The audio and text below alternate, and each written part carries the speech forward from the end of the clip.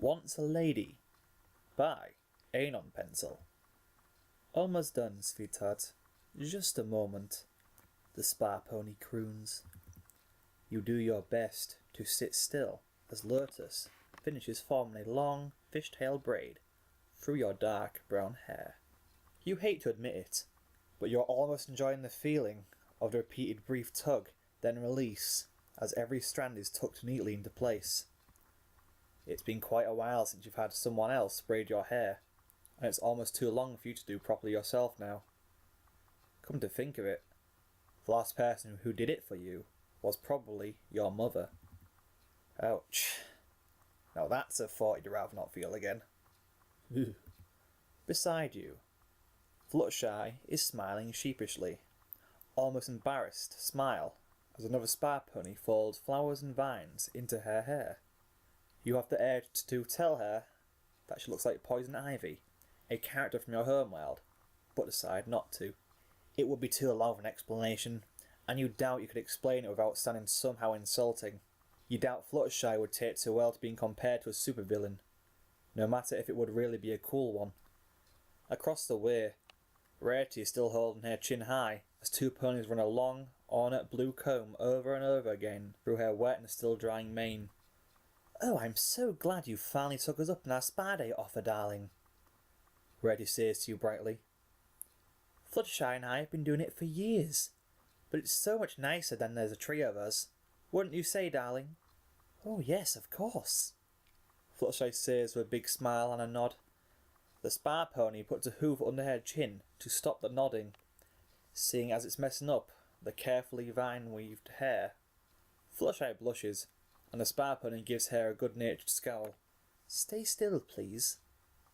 "Oops, sorry," the yellow pony says in an almost whispered squeak. If you're being honest, you'd say this is actually pretty nice. You've never been one for being pampered, but this vague feeling of belonging is definitely something you've been missing. "Well, thanks for inviting me," you say at last. "Any time, dear. We simply must make this a regular thing."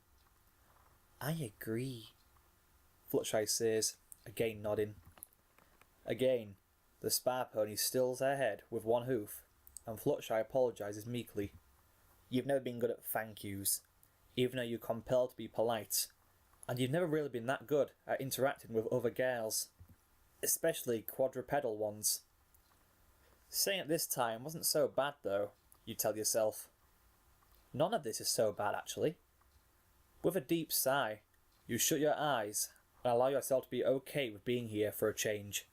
No missing home right now, no feeling completely alone in this world, and no being sad about being excluded.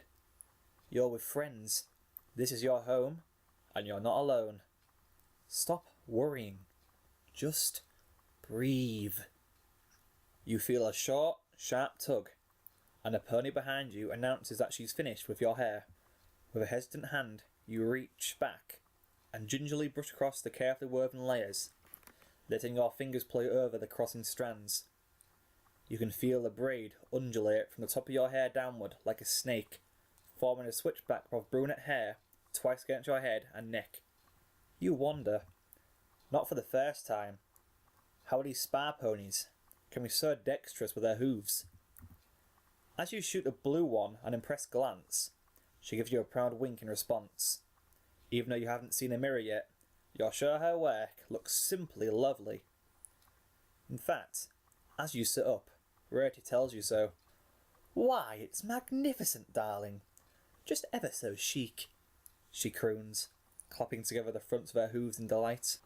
This time, Fluttershy remains silent and doesn't bother the pony who's just finishing up on her mane, but she offers you an approving smile. "Thanks." You kind of stutter out, feeling more awkward this time. You look lovely too."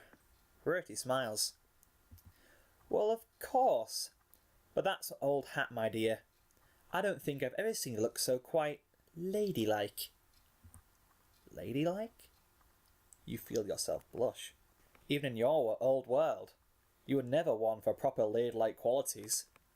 You didn't mind getting your clothes dirty, you didn't care how neat your nails were, and most of your friends had been guys anyway. Sure. Now how to be polite and put value in it. But being a lady? Somehow it makes you feel ashamed. Even though you know it's a compliment, and you're not entirely sure why. That's, nice of you, you manage.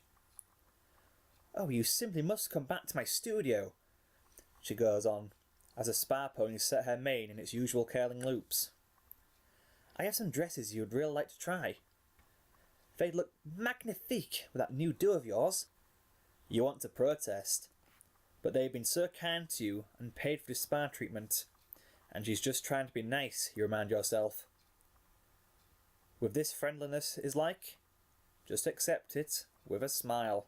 You manage to smile, though it feels like you're probably grimacing at her. Okay, sure, you say. Oh, I'm so excited, she says brightly. This is going to be oodles of fun, darlings. Rarity beams at you, and you feel some fraction of your pride withering like an unwatered flower. An hour later, you're all back at Rarity's boutique, and you wish, more than ever, that you'd just gone home as you originally intended. You stand on a small modelling pedestal, awkwardly holding up a lilac-coloured dress around your chest and shoulder. It pulls taut across your breasts, almost painfully, but the bag's loose around your neck, like a stretched-out sweater. It doesn't even quite make it to your waist before it balloons out and down in your back, like you have a poorly placed bustle there. In front, however, it cuts so high that you're afraid to move or else you'll flash someone, and you long ago ran out of usable human underwear. Ugh. It could be that ponies have panties, but you haven't exactly gone shopping for them. That's one conversation with a store clerk you'd rather not have. Rarity surveys you with a calculating eye, slowly shaking her head. Oh dear me, no, she says. That's not at all what I had in mind. She circles at you, and you can't help feeling on display, like some prized little doll. You've seen Fluttershy modelled before, and you're not quite sure how she does it, given how it feels even being in front of just them. Rarity stops in front of you again and shrugs defeatedly. Oh, I'm sorry, darling, she says with a sigh. I'd forgotten how different we are in body types. It doesn't quite work with your natural figure. I think it looks nice, Fluttershy says hesitantly. Oh, gee, thanks. Nice. That was real convincing. Don't worry about it, you say with a dismissive wave of your hand. Just, help me get this off and we'll call it a day, okay? Rarity is frowning now. Oh, well, alright. But you must let me take your measurements first, so I can make you a proper dress before we have a spa date. It'll be just a moment, and I need to get your inseam on your shoulders and waist and... You stare at her as she continues her list. Does she mean naked? You feel your face redden, much against your will, and you try to hide it with a very forced smile. That's okay. Oh, come now, I insist. No, really. I can take them right now, before you even get out the dress. All right, my dear. It's a compromise, one you're not quite willing to make, but it's certainly better than nothing. With a heavy heart, you consent. Oh, wonderful. Fluttershy, lend me a hoof, wouldn't you? Oh, yes, of course. Even she looks excited at the prospect of this. Fluttershy may be quiet, but you're quickly realising that she's just about as into fashion as Rarity is. You stand uncomfortably still on a platform, your arms both out to the sides and your legs apart as the ponies circle you like hungry sharks. You want to reach down and hold up the neckline of the dress as it's shown the tops of your breasts. And it's kind of cold in here, but you do as you've been told. You stand still and tall, like a cute little mannequin.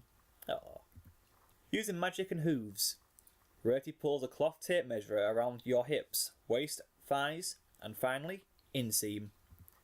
You feel a thing creep up your inner thigh, uncomfortably cold, and you can't help but flinch at the sensation and intimacy of hair so high up your inner thigh. Every so often, you hear Rarity call out a size to Fluttershy, who quickly jots it down, pen in mouth, on a pad of white paper. When at last she climbs up a stool to get your breast bust measurements, she stops, staring dumbly down at your barely ample bosoms like she's not sure what to do. She stares at that for more than a moment or two. I know you really are simply dying to reach down and cover yourself. Her eyes feel like they're looking right through that dress. May I help you?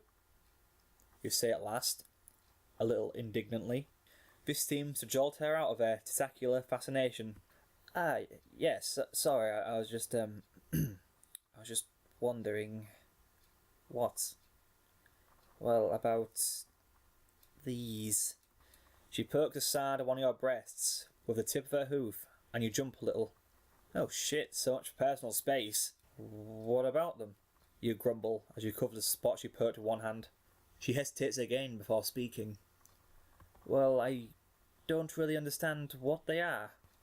You're fucking kidding me.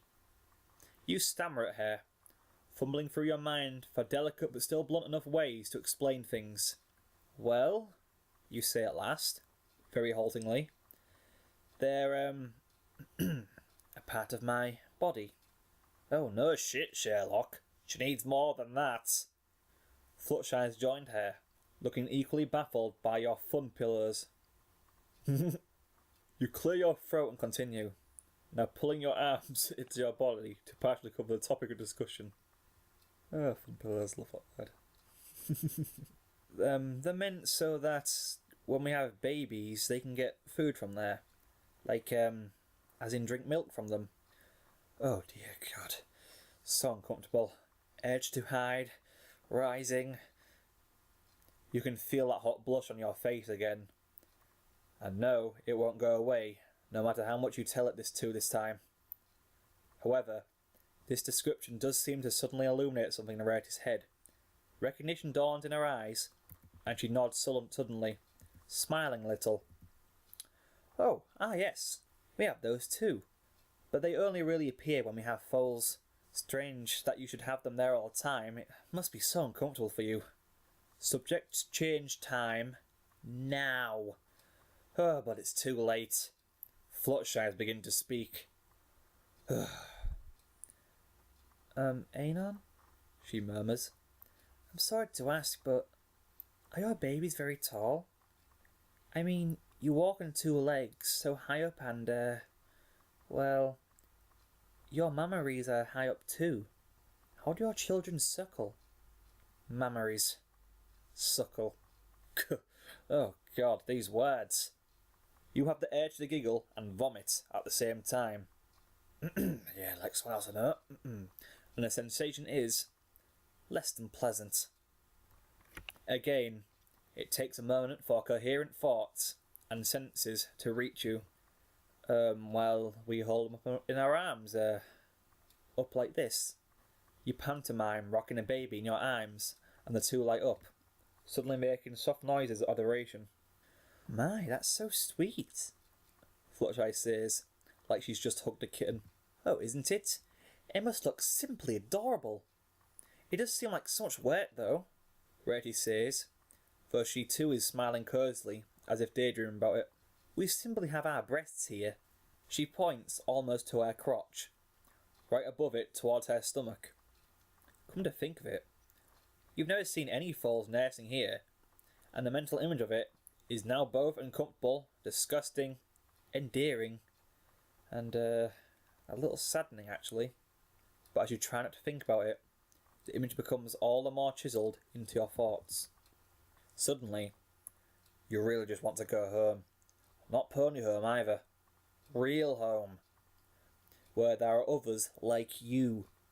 Where breasts aren't a thing to be poked and discussed, except by you and whoever you're dating at the time.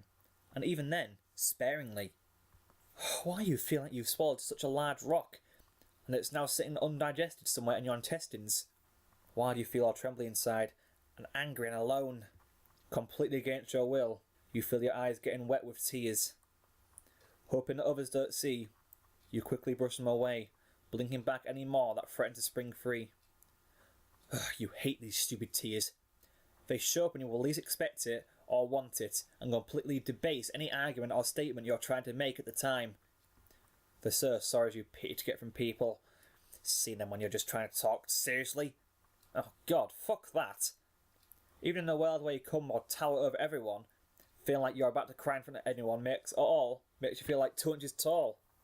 Goddamn fucking ovaries and hormones. I have to go, you say suddenly. The two ponies, who had continually been discussing falls and soft cooing sounds, both look up. Rarity looks perplexed. Are you alright, darling? Yeah, fine, you say hastily. I hope we didn't... Everything's fine.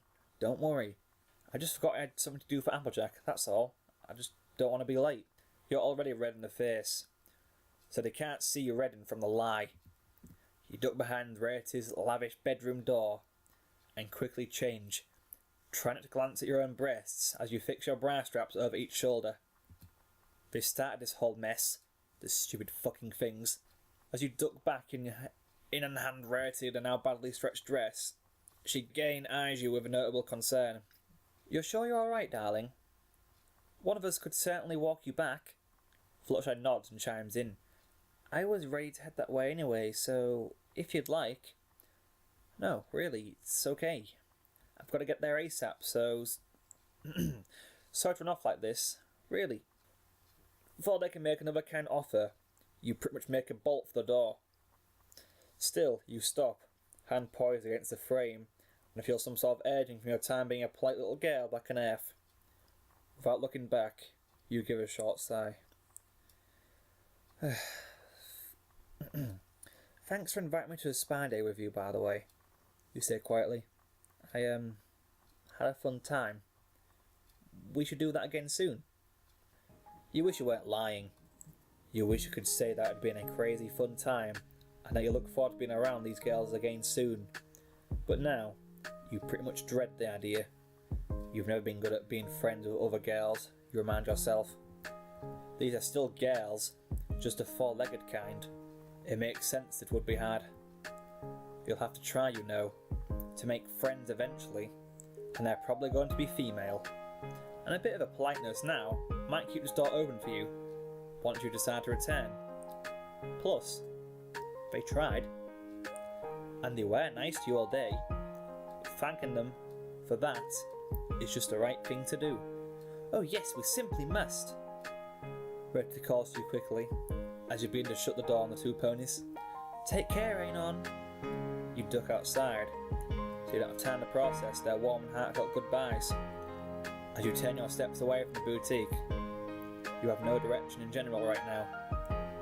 You just want to get out, away from your own thoughts.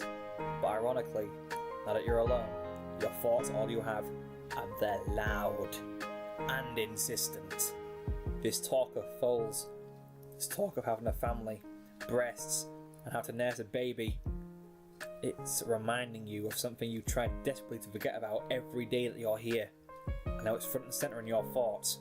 Each individual piece of knowledge, punctuated by a different sullen heartbeat. Your family is gone. Your old life is gone. Your hopes, dreams, aspirations of future careers, favourite food, favourite music, all gone. And you won't even be able to start a family here, as you'd wanted. Humans and horses can't breed. You're well aware of that, and that would assume you even found any of these ponies attractive in the first place. Sure, maybe you could adopt, but you don't know the fair thing about raising a foal, as Fluttershy and Rarity have just made painfully apparent. What kind of life would a foal have with you anyway? No, that's not going to happen. You know that's never going to happen. The voice is even louder as you walk, and as your pace quickens that you're trying to run from it, it repeats itself. Now, it falls in sync with your footfalls, each one a drumbeat ringing out in your mind. You will never be a mother. You will never have a child. You're never going to have a family. Oh God, it hurts. Some part of you that you can't name, that you don't care to understand, aches as you think of that. You had wanted a family somewhere down the line, and you've always assumed that you'd have all the time you needed, that it was always just around the corner. Something for one day soon, when everything was right in your world. But you're here now, all at once, irrationally. You hate this place, as if it is something watching you, with malice and glee as you suffer. You hate the ponies, you hate the sun, the air, everything here. You know it's not their fault really, but it feels better to hate something at least, rather than just yourself. You try to shake your thoughts away, and again feel tears threatening to spring loose from you. No, fuck that. No crying over something that was never yours to begin with. Hastily, you reach up and tug the ties out of your hair, then run your hands through the neat, carefully woven folds. Braids quickly loosen and give way, and your long brown hair falls limply and lifelessly around your shoulders. A strand blurs across your face, sticking to your cheek for a moment. You don't reach up to move it. You simply open your hand and let the breeze take the ties from your palm, blowing them away. With more intent, you now turn your steps towards Applejack's home. Looks like you won't complete the line after all, you tell yourself with muted satisfaction. You know the pony keeps some cider hidden away, and you have a bit or two saved up. Applejack loves money, so she'll probably sell you some booze in a heartbeat, no questions asked. Then you'll head back to the little cottage the ponies gave you, and drink yourself into a coma. It's probably bad to do that, you know. Again, but at the same time, you know it's better than that alternative of eating chocolate in the library while Spike asks insistently if you're okay. One time doing that enough, and you worry that if you pass out from drinking there, that Spike might call for a medic. You doubt he knows how to deal with drunkards, especially the sad drunk kind. So it's better to knock yourself out as soon as you get to your bedroom. Do it alone. You do everything alone anyway, so this is hardly a change. If only they made actual horse tranquilizer here, now that would really do the trick, you muse. Then you could sleep the sleep of one who doesn't really want to wake up. You could dream for days and let the ponies here forget you for a while. Just indulge in not being here for a bit. You find yourself smiling bitterly, almost laughing at yourself. Maybe in your dreams, at last, you can pretend you're still on Earth, home, making friends, getting your dream job, starting a family, chasing your life goals. Maybe in your dreams, you can pretend you still have time.